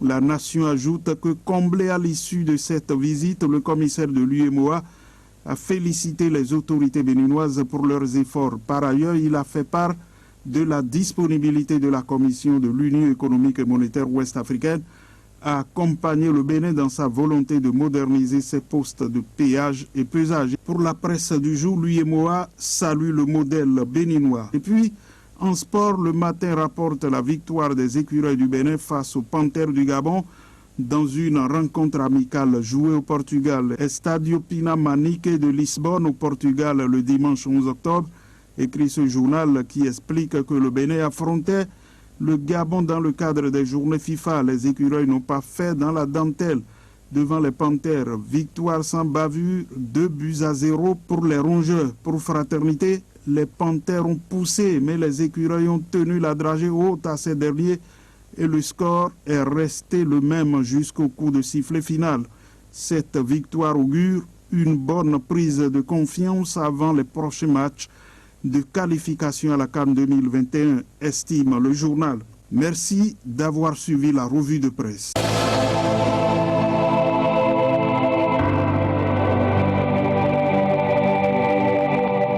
Merci d'avoir suivi la revue de presse et dans les kiosques ce matin, le quotidien Fraternité qui vous propose la liste des aspirants retenus pour l'année scolaire 2020-2021 et la liste également des 186 enseignants béninois ayant changé de grade. Dans ce lot, le docteur Gilles Comlan, Espédi Goï qui est passé donc maître de conférence en sociologie du développement. Lydie, félicitations et félicitations donc à tous ces autres 185 collègues. Mesdames et messieurs, chez vous, c'était votre matinale Actu Matin. Merci à chacun et à tous de votre attention. Vous nous permettrez de dire un grand merci à toutes ces équipes qui ont travaillé avec nous ce lundi matin. Derrière Christelle Kwadekon qui assure la réalisation de votre matinale. Il y avait Elvis Tonocoin qui était donc sur toutes les caméras du jour. Achille Nyakadia au son, Yves Roussounou, l'infographie et l'habillage à l'écran. Modeste d'Olivera a assuré donc la diffusion de cette émission. Et puis au maquillage, il y avait Sylvia Rontonji. Merci à tout ce bon monde et à vous également. Très bonne journée du lundi, bonne semaine de travail. Rendez-vous demain quand il sonnera 7h. C'est la journée. Passez une agréable journée et gardez surtout le sourire. Au revoir.